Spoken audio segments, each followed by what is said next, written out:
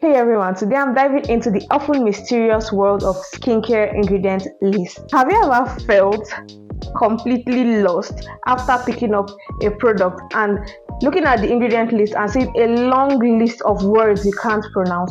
Don't worry, you are not alone. It is very important to understand and know what you are putting on your skin. In this video, I'm going to break down how to read and understand skincare ingredient list like a pro. So where do you even begin? The first thing to note is that ingredients are listed in descending order of concentration on ingredients list. So the ingredients listed first are higher in make up the bulk of the product, while those listed at the bottom are present in much smaller amounts, usually 1% or less. Those first few ingredients are really the workhorses of the product.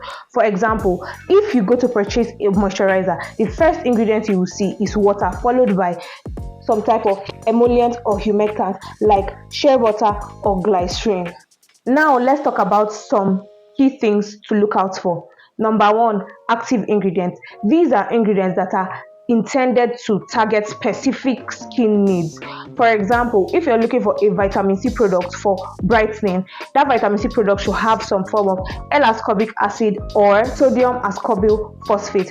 For a salicylic acid cleanser, you should look that salicylic acid is listed among the first few products for it to be effective.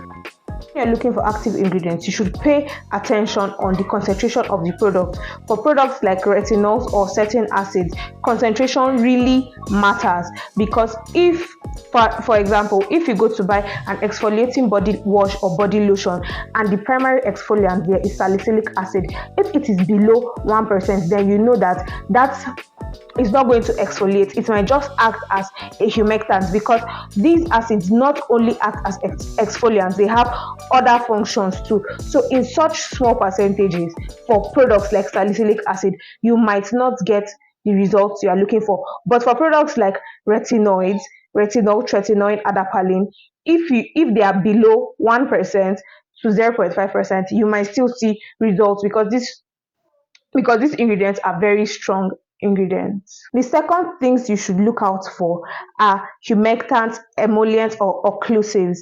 These are the supporting players in your skincare products. They help you hydrate and keep your skin moisturized. For humectants help you draw in moisture from the environment to your skin to help with hydration. Examples of humectants are glycerin, hyaluronic acid, and propylene glycol. Now for emollients, these help to keep the skin smooth and soft. You might also find them in your skincare products. As I said, they are the supporting players. So examples are jojoba oil, shea butter, and ceramides. And now for occlusives, these help create a barrier over your skin to help moisturize and keep the hydration acquired earlier from escaping. Examples of occlusives are petrolatum, beeswax, and mineral oil. A well-formulated product will often have a combination of emollients, humectants, and occlusives to provide comprehensive hydration. So you should look out for these in your skincare products. The third thing to look out for are preservatives. Preservatives are very important and essential in the formulation of any skincare product you're going to use. They prevent the growth of nasty mold and bacteria in your products. For preservatives, you should look out for products like phenoxyethanol, parabens, which have been unfairly demonized but are totally safe and effective to use in the quantities that they are usually used in, and then potassium sorbate. Without preservatives, your skincare is going to become a breeding ground for nasty bacteria and mold and fungi, and you do not want that. Like, that's something you definitely do not want. The fourth thing you actually want to look out for on your skincare ingredients list is fragrance and essential oils.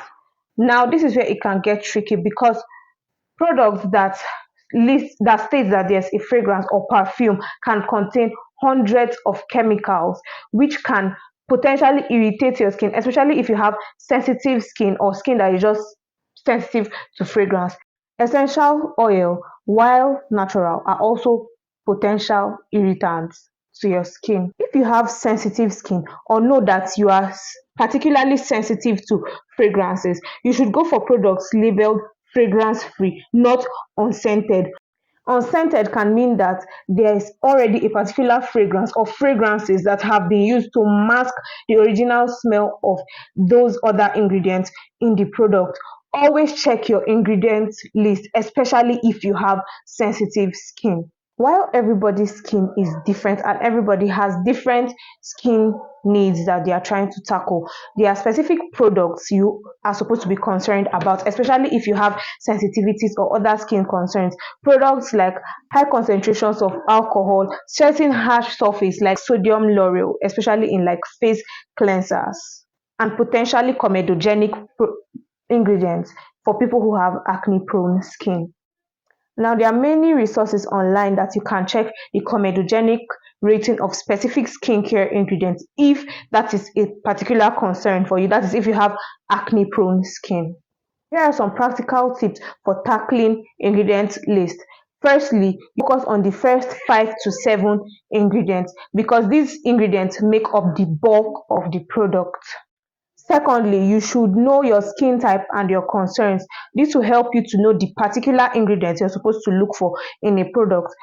For example, if you're battling with acne, you should look for products that have salicylic acid or any other exfoliant in it. Or if you want a brightening product, you should go for products that have vitamin C or any other brightening agent in it. Thirdly, don't be afraid to Google or consult your esthetician or dermatologist.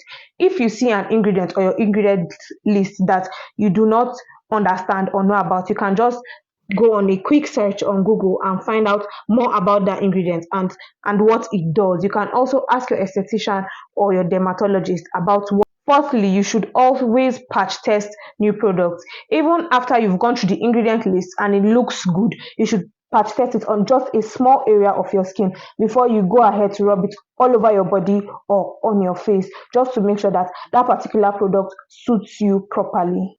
Also consider the brand's philosophy. Some brands prefer going with natural products while some prefer scientifically formulated products. You should also look for reputable sources.